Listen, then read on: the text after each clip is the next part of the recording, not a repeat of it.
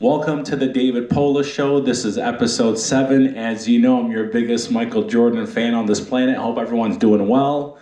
Can't believe we are a little bit away from Christmas. 2025 is almost a wrap. Hopefully all of your goals and dreams will come true in 2026. But today we're going to mix it up a little bit and we're going to talk about sales. We're going to talk about the QQS formula, which is from the book Think and Grow Rich by Napoleon Hill. To me, sales is very important. Whether you're a doctor, a dentist, a lawyer, you're in mortgage sales, real estate sales, cell phone sales. I mean, everything has to do with communication and when it comes to interacting with a human being. So I'm going to teach you a little bit about the QQS formula, which I picked up again from Napoleon Hill, Think and Grow Rich. So QQS stands for quality, quantity, and spirit.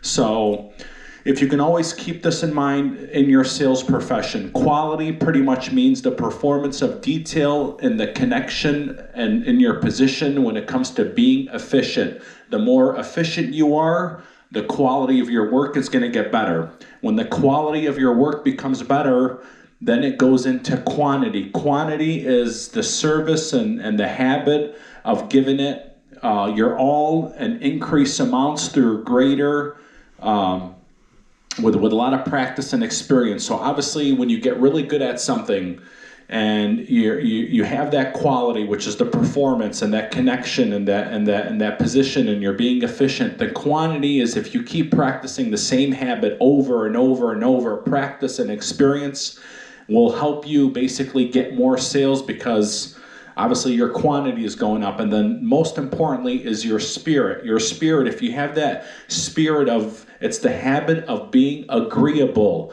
When you're in sales, it's always good just to be agreeable with your client. It doesn't make sense for you to have any friction or come back with any negative or a comment that basically makes the client feel uncomfortable. You're not going to get anywhere. Just like how Maya Angelou said, people remember about how you make them feel. They don't really remember the actual words. It's all about how you make someone feel. So when it comes to your spirit in sales, if you can get in that habit of always being agreeable, I promise you are going to get more sales.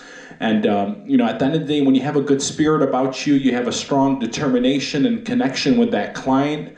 And again, you will get more sales. And, with spirit comes with love. And I always tell everyone getting into sales, not every customer deserves your business. Sometimes it's okay for you to walk away. Sometimes it's okay to nip that client in the butt and say, hey, maybe you and I are just not connecting. And, maybe that client needs to work with someone else. So, in sales, I know they say in the beginning, chase after every single customer, do what you got to do. No. Work with people that you want to work with. Build your clientele that way because birds of a feather flock together. And again, it's okay to walk away from a customer if it's not just making sense. If you know your quality is there, if you know your quantity is there because you have the practice and experience, and if you know you had a good spirit about you on that sale and the customer is still giving you pushback and resistance, don't keep wasting your time. Move on to the next customer. So another thing. It's different with not every sales job is like that. You can't meaning what? Cell phones. Okay. Okay, you get customers. You're not doing business like how you're saying it with them. Really, they're here to get something from you. Kind of, Of course. Okay, so, but not all of them. Even if you're good to them and you're respectful to them and everything, they just still always will be rude. Okay, well that's a great question, Kevin, my counterpart. So what you have to understand is this: sometimes the sale is not made on day one. That customer will remember you, and if you're there, like I said, it's the power of not giving up. We mentioned that in a prior episode. But if you treat that client with respect and love and you have a good spirit about you, you maybe didn't get that sale at that moment, but there's nothing, wrong about asking for a referral, but, if you stay at that job, you treated them right, you took care of them, and you weren't just money motivated, don't worry, Kevin, that customer will come back. So just to recap on a few episodes we did, it's the sex desire. If you can turn that sex desire, especially for a man, and focus that sex stimulant into your passion and your drive, and especially at a young age, do what you love to do. That could be the difference of you being a genius and an ordinary person, I promise you. We mentioned on not giving up. People are going to come in your way. We mentioned your thoughts, like Edwin Barnes. He wanted to be Thomas Edison's business partner. Thoughts do become things. We talked about assets over liabilities, mentioning many things are just vanity in life, and if you can really focus on every single decision that you make, hey, is this an asset or a liability?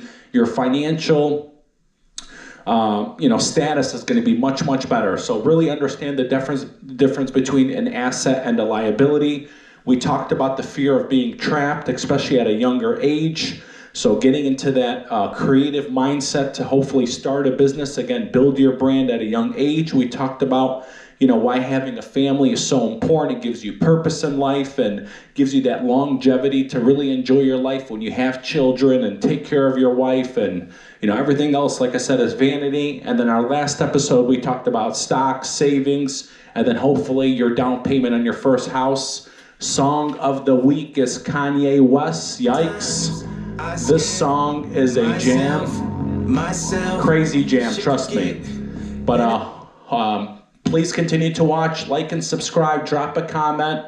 Really appreciate you. Talk to you guys next week. Bye.